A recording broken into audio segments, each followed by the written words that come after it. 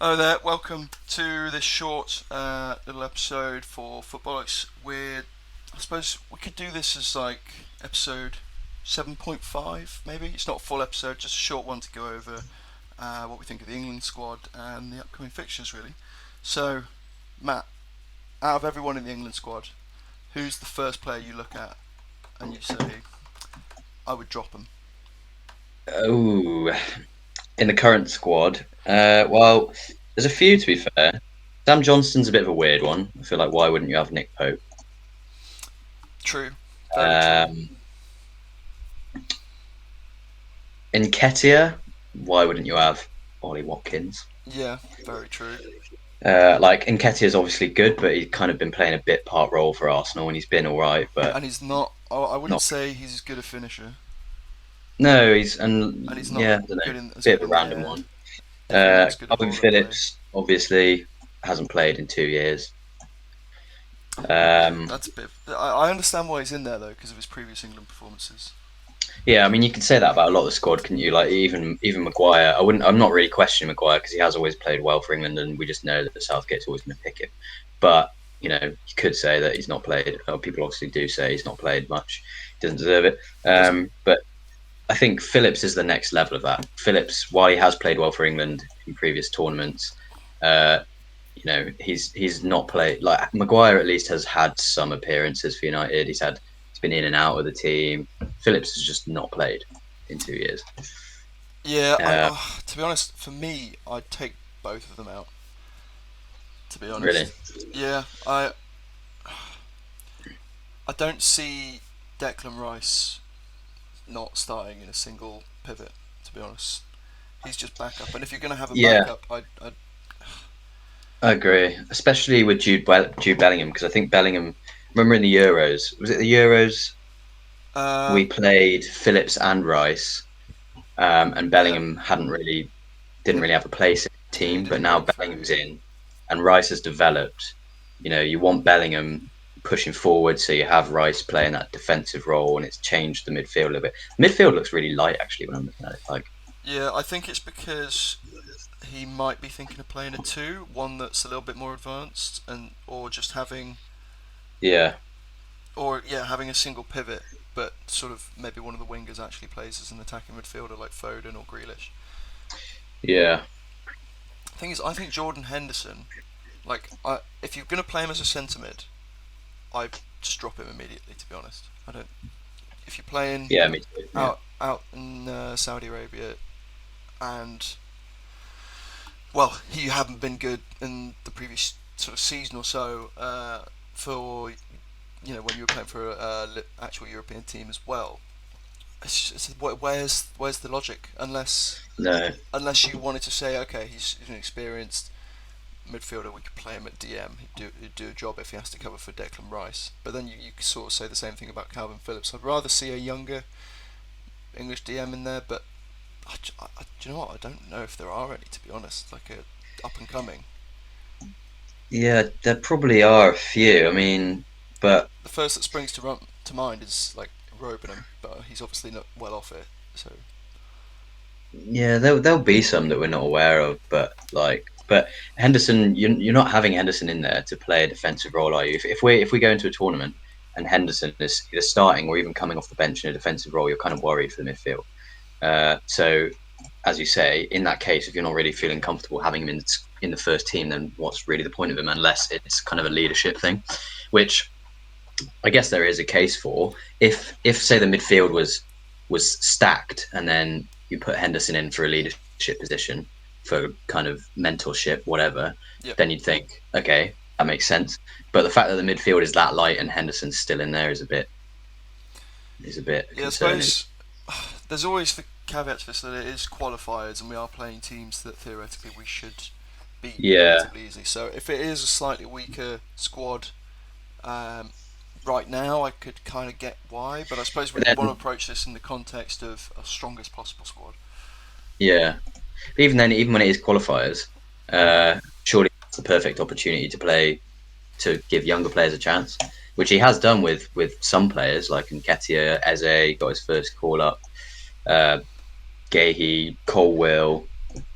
So there are some players in there you think it's qualifiers, maybe they won't have a place going into a tournament. But then, so why have Henderson in there?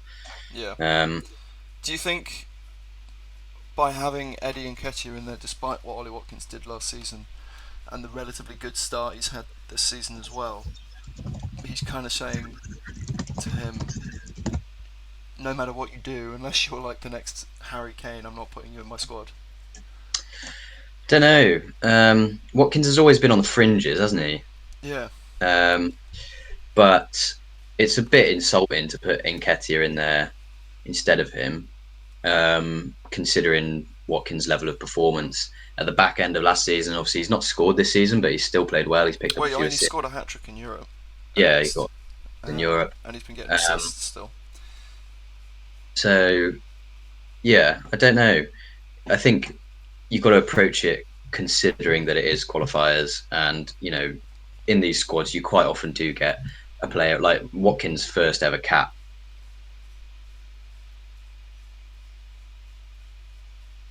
was in a qualifying squad, where you bring a player in, you get a look at them, you give them a cap, you give them an appearance.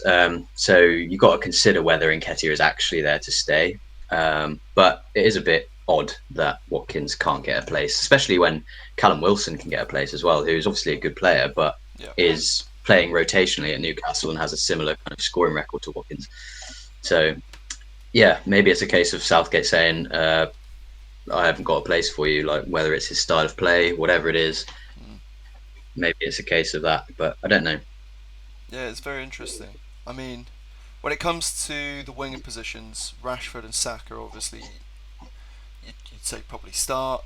Then you've got Foden Yeah, and Grealish can back that up. Madison and Bellingham, Conor Gallagher you got back up as well. So Madison, I don't, and Eze could potentially go out onto the wing. Jude Bellingham in the 10 position. So you've got plenty. I think I'm pretty happy generally with the sort of winger attacking midfield positions. I think those sort of pick themselves really for this England yeah, squad. yeah. Yeah, I mean, when I look at looking at the squad now, forwards is our strongest kind of position by far. While Nketiah is a bit of a weird one, and I'd probably have someone else in for him.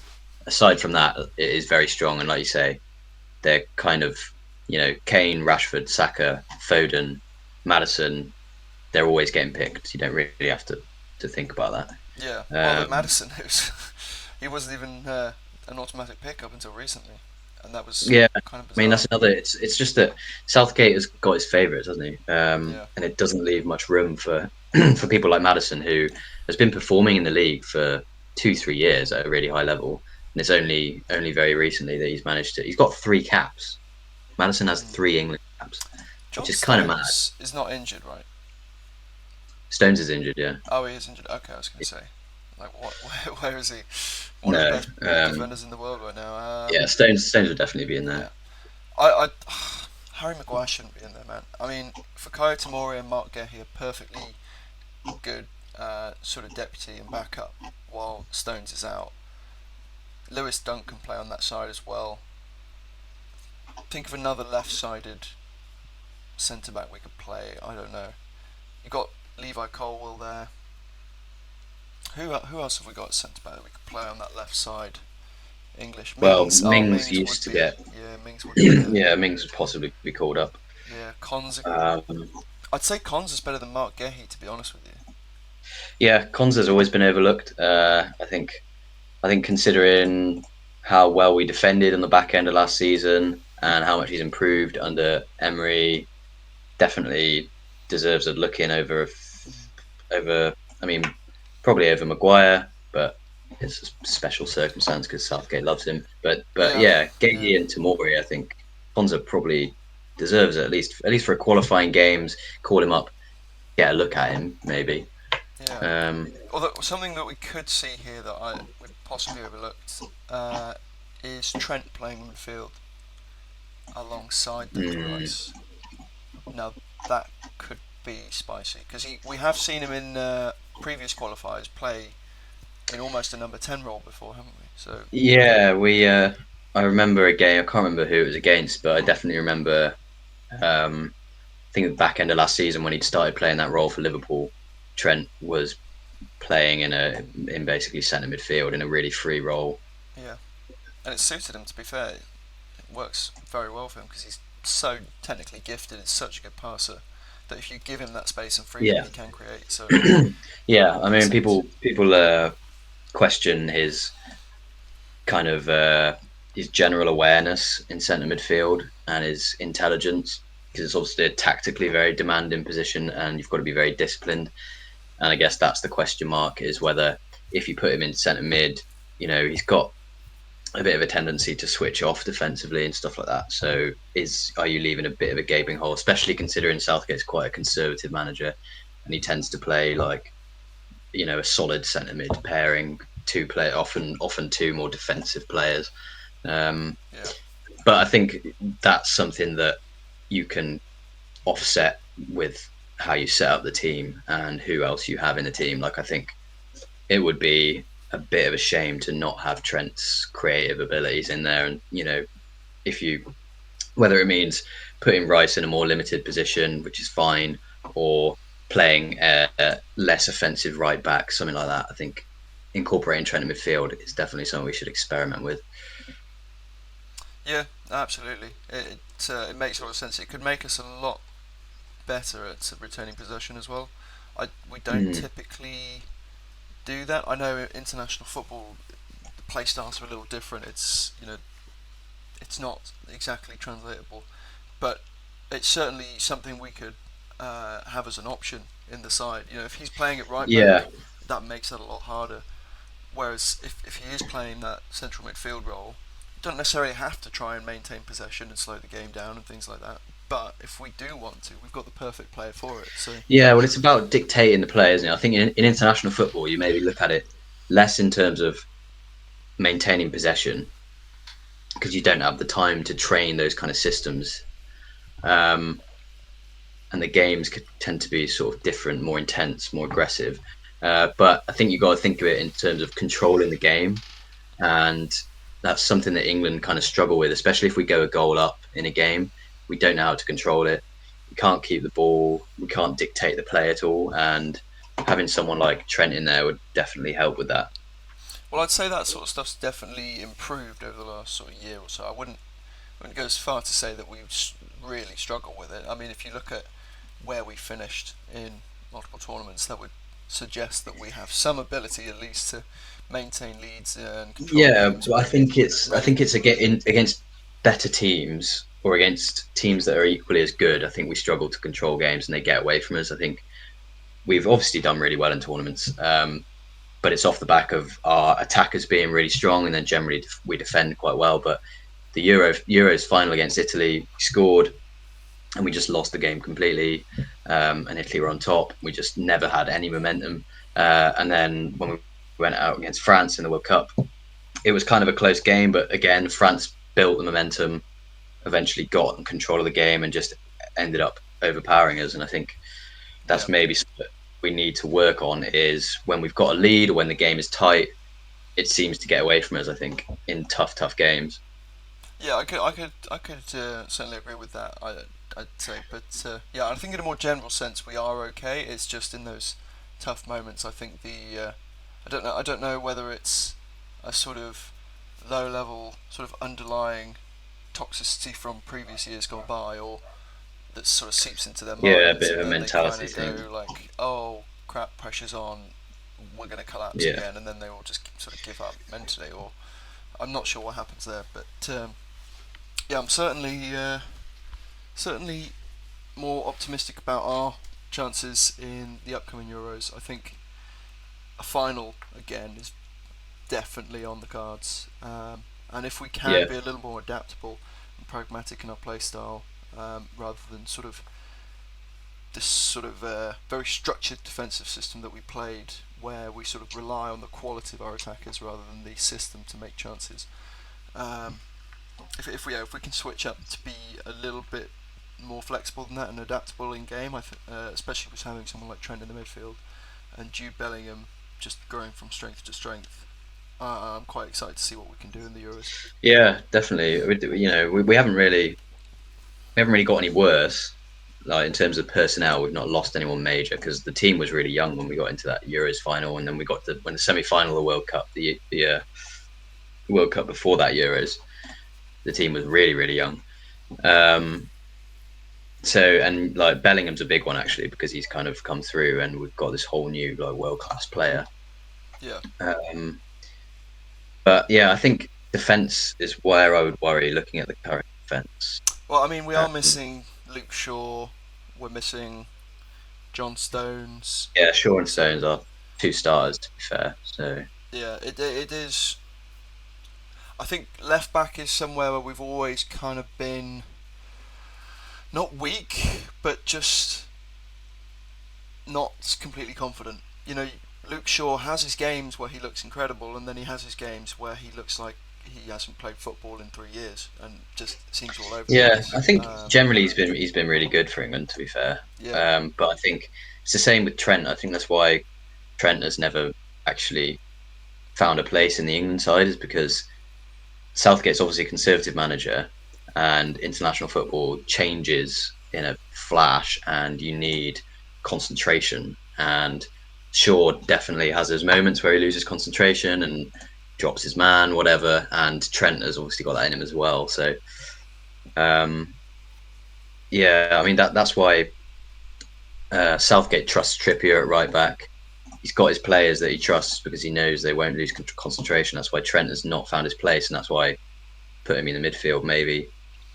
yeah. Kyle Walker as well can play that right-sided centre Yeah, back role in the back three, but I don't think we'll play a back three or back five for at least the next two upcoming games. I suppose on that no, note, should we pick our starting 11s? yeah. So I would go four at the back. I can't even remember our last sort of England games. What system we played? Was it three or a four?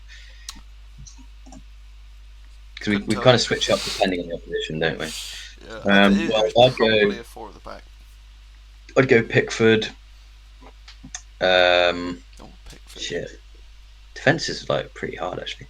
I'd probably go. I'm going Ramsdale in goal. Oh, Yeah. I'll go Pickford. I think he's always performed at England. And he performs quite well at Everton as well. I think. Oh, maybe I'd want I'll to centre back. So give. I'd want to give Ramsdale a chance, just to see how it goes. At least, yeah. I So I think. mean, they're similar level of goalkeeper, aren't they? It's pretty. Yeah, I think Pickford's maybe a slightly better shot stopper, but Ramsdale, at least, give with the current narrative around the players, I think he's better with his feet. I haven't looked into the numbers. I'm not going to pretend to be an I think expert he on probably Aaron is. Ramsdale, Yeah, but I playing for think he's probably Arsenal, better at. you'd suggest what he is. Yeah, I think his control of his area is better as well. But with uh, with the way England play and the centre backs that we've got, I think it's not too much of an issue. We tend to be quite solid in the box anyway. Yeah. Um, yeah, I'd go Pickford. Right back's quite hard. Trippier or Walker. Well, I'd Actually, say going yeah, up against the Ukraine, I happily start Trippier, yeah, I think I would as Tamori, well. Colwill, and Chilwell as my back four.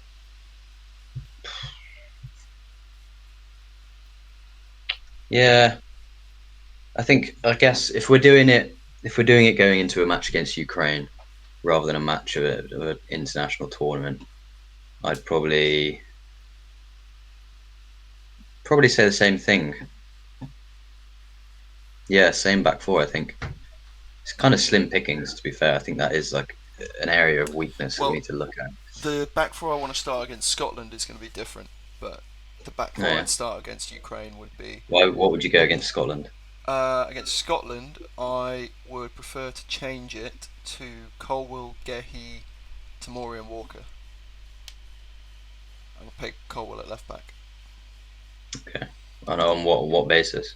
Just because give we're other going players to a chance. Scotland away, and they will be well up for it. So I just want two really defensively solid fullbacks to Yeah, to be essentially fair, then give the players ahead of them uh, more security.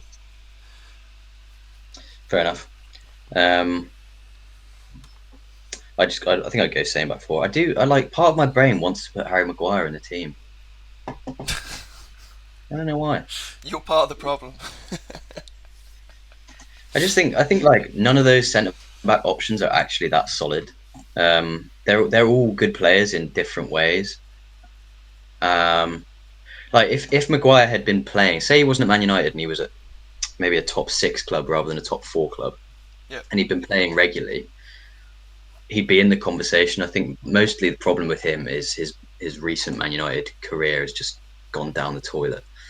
Um, but I think ability wise, he's kind of in the same bracket as the rest of those centre backs, and he's got that kind of leadership about him that the others don't. Like if you like your back four against Scotland is very young and inexperienced, which is maybe something you've got to think about when you're saying that they're going to be really up for it. Experience is also a valuable factor in that. yeah. But it's also it's the fact that it's qualifiers. So I want very Yeah, defensive back line, but I also want uh, to give players rotation as well. Like yeah, that's fair. if you look at the players there, Colwell is 6'2". I think Gehi's sort of 6'1". Tamori's 6'1". Gehi might be like 6'2". Walker's 6 foot. It's very big, physical, defensively strong backline. Even though they are young players, they're big physical players, and Scotland do have a very physical side. John McGinn's going to take some stopping with his big old bum. So you're going to need some strong defenders to keep him in check. I wouldn't mind if Scotland fucking beat us. To be honest, if John McGinn scored, What are you I'd be talking pretty about? happy with that. I don't give a shit. No, sorry, no. As much as I love John, no, can't have that. It's only England. It's like a isn't it like a friendly anyway? Yeah, it's a friendly. Is it? I thought it was another Yeah, qualifier. they're not in our qualifying group. Oh, well, I mean, all right. I'll take a three. Sorry, I know. I was about to say my prediction for the game. Sorry. Anyway, let's go on to midfield. Right. Yeah. Don't want to So reveal my prediction too early. midfield against Ukraine, I would go. So I don't even know what's. I'm going to go 4-3-3. Rice at the bottom, Bellingham and maybe Trent. Bellingham on the left. Bellingham on the left, Trent on the right. Of a three in midfield, and then forwards I'd go Kane, Rashford, Saka. To be fair, For Ukraine, my idea of the midfield is going to be Rice, Eze, and Bellingham. So Bellingham and Eze essentially playing as two hybrid 8-10s, and then Declan Rice just being this absolutely marauding defensive mid that just cleans everything up. Um, and just basically my lineup for Ukraine is as fun as possible, and then my lineup for Scotland is a little bit more sort of physical, a bit more conservative, I suppose you'd say. Um, so what's your thinking with your midfield? Are you saying sort of Trent drops back in a defensive scenario and it becomes like a sort of four um, two three I one, imagine or them having kind of equal responsibility. Really, I think in possession, Bellingham will push forward and support the attack in a kind of like a number 10 position almost. yeah, Rice will obviously stay deep-ish. Trent will stay fairly deep, but he'll just stay in a pocket space where he's got time on the ball to yeah, pick passes out and dictate the play. And then the forwards kind of speak for themselves. Out of possession, I guess I'd just have them defending as a three. If if it was in transition, I think Trent would be the one that would be naturally in a deeper position. Um, but Bellingham's kind of a fine defender as well, so I think I just have them defending as a three. fair enough, fair enough. Maybe Bellingham a bit further forward, pressing a bit higher up, probably for transitional situations. Yeah. Um, yeah. All right, forward line against Ukraine. I would like to go with. I think Harry Kane starts. So that's obviously he's just going to start every game because it's Harry Kane. I'd go maybe Foden and Saka. I think for the Ukraine game. which side I'd have which on though. I'd suppose because Phil Foden can obviously play on the left, but whenever I've seen him play off the left, I've never been that excited. I've always preferred him in the middle or off the right. But Mm. then obviously trying to tell Saka that he can't go on the right wing is going to be tough. It's just because his output is so good. I just feel like, and he's pretty two-footed as well. I feel like Saka could benefit maybe from having some experience on the left and sort of bringing more out of his game. I think out of those two, Saka would maybe function better on the left. To be fair, Possibly, yeah. um, But I mean, it's a strange call. Everyone will probably scream at you for suggesting Saka plays on the left wing and Foden on the right. But that would be my sort of experimental lineup for Ukraine, I guess.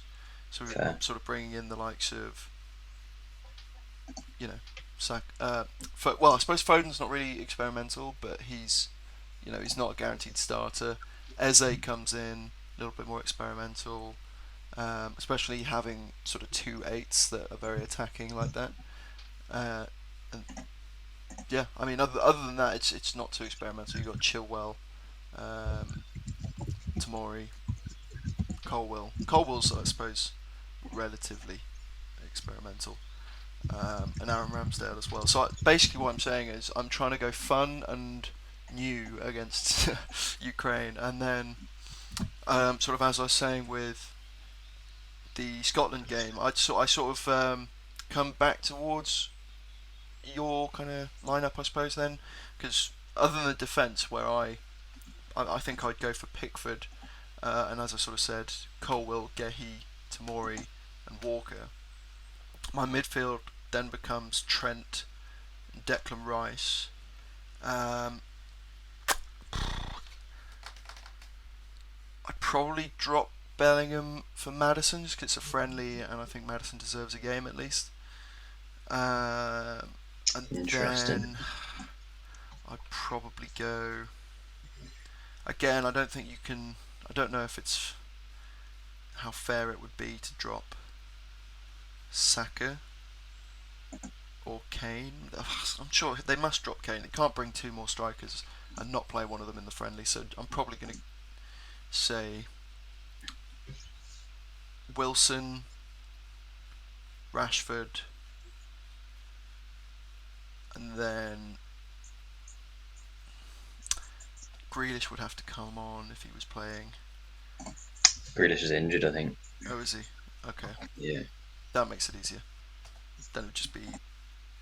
The thing is, with Rashford running in behind and Wilson wanting to run in behind, I don't really want to put Saka in there because while he could play him in, he also wants to be running in behind on occasion and he wants to stay very wide. Whereas if I played Phil Foden out on the right and he could cut in as like an inside 10 and play balls through to those two, that would make a lot more sense. But then it also doesn't make sense that Foden, who doesn't typically start, necessarily starts two games. So it's tricky. I think your lineup's losing against Ukraine. I mean Scotland. You think? Yeah. Nah, no way. Madison, Trent, Rice. Except my midfield basically becomes your midfield for the Scotland game, except I'm switching Bellingham for Madison Yeah, in a that's quite a creative big role. switch there. I don't know. When it comes to. Obviously, they're different stylistically, but the output is very much similar, if not Madison I historically think has got a higher output. defensive awareness is a lot reduced when you play Madison in midfield over Bellingham. That's what I would. But if they're playing the 10 role, that's minimised. Yeah, I mean, if you have him at a 10, yeah, but if you had him as a number 8, I think you'd No, have a no, bit no. of a hole where Madison plays there. No, I've got two number 8s for Ukraine, but no, I'd play Madison in the 10 role right behind. You know what? I'd put Rashford on the right, Grealish on the left, and then Wilson up top. Because Grealish Still needs a losing. game over Foden Gonna lose. against. It's only John McGinn, right? It's only John No, McGinn. it's John McGinn. It's Scott McTominay who seems to Oh play like a world class no player when he no plays for no Scotland. no no! Callum McGregor's a very good player. Billy Gilmore has started playing well for Brighton. Yeah, Their but midfield is good. right, you're saying this about Billy Gilmore. He's playing this deep line playmaker role, but we've got Trent. I mean, yeah, but I'm just saying they'll cause you problems. You I talking mean, Billy about? Gilmore probably won't You play. talking They'll about play McGregor. Well, fucking? they'll play McGregor, McTominay, and McGinn. McGinn's the only danger there. McTominay's just tall. You've not seen him play for Scotland, man. I have. I've seen He the plays goals like he scored. Zinedine Zidane. Yeah, but the thing is, we have the next Zinedine Zidane to come off the bench in Bellingham. Yeah, you're playing him on the fucking bench, Yeah, dickhead. so if Scott McTominay scores, I bring Bellingham on and he scores two. All right, well, It's we'll this. see. It's this game isn't locked. Like I've got subs, mate. Chill. Yeah, you're I can gonna always lose. bring Harry Kane on at half You're gonna time if I lose. need to. Yeah. Also, your attack. You're not sure about your attack, man. Well, Callum Wilson, like, is a very solid striker. He's all right. He's Yeah, I mean, clinical. he is Scotland strikers are dog shit. To be fair. Yeah, I like if Grealish plays a ball across the box in the same way Barnes did against us, Callum Wilson's going to finish it. I'm in no doubt about that. And then Yeah. Rashford has shown, was it in the World Cup that he can play off the right and score goals from that position? So I'm Can't happy to remember. have him out there. I think it's very naive to say that because we're not starting our absolute strongest lineup that all of a sudden Scotland beat us. I think it's naive to think that Scotland are going to roll over, man. They're We're not going playing to roll away at over. You haven't Scotland. heard my prediction. Away. I think we're going to win 3-2. 3-2. You think Scotland are going to score 2 goals? You just said you think they're going to not roll over. No, they're gonna. Yeah, they might score 2 goals. They're gonna. They're gonna Jesus. beat You've brought emotions out of me today, mate. us. Man, they've got a good team. You know how they beat Spain? So they've basically qualified from their group already because Yeah, but they beat Spain. Spain have a weak backbone. Yeah, I mean, Everyone in that team is ticky Spain were a bit, yeah, They have to but play DMs at centre back. I'm just saying, like their team, they played a three at the back with Tierney at left centre back and Robertson at like wing back or left mid. They played McTominay, McGregor in midfield, McGinn in like kind of a number 10. And then their striker. I mean, Christie actually. Ryan Christie's all right. It's Well, kind of a you know winger. how Robertson's been underperforming his historical numbers. Yeah. Well, that's going to make it a whole lot worse when Kyle Walker puts in a fucking world class performance and doesn't let him and get past him even once. Mm, Doesn't give him an inch. mm, I think. I reckon it'll be maybe a 1-1 or maybe a 2-1 Scotland. I just can't see it. 3-2 England. Come on, the boys. And then Ukraine. What do you think about that? I think we'll win 2 or 3-0. I had the exact same thought, to be honest. But Yeah, I don't know. I mean, I could see Ukraine scoring because I do think our back line is our weakest point, and they've got. I'm going to say Mudryk, which maybe sounds ridiculous, but if he's playing on a team where he's got a fuckload of space to run into, like he is going to be a threat. I think. possibly, yeah. Um, I think.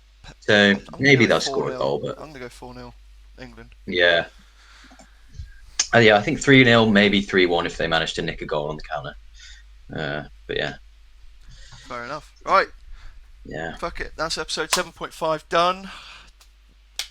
That's what I don't know how long have we been recording for? I don't even know. I think it was about half hour. Yeah, I mean it's a nice short episode for you guys if you're watching. Normally I'm like there after about 2 hours going, well, if anyone's still here.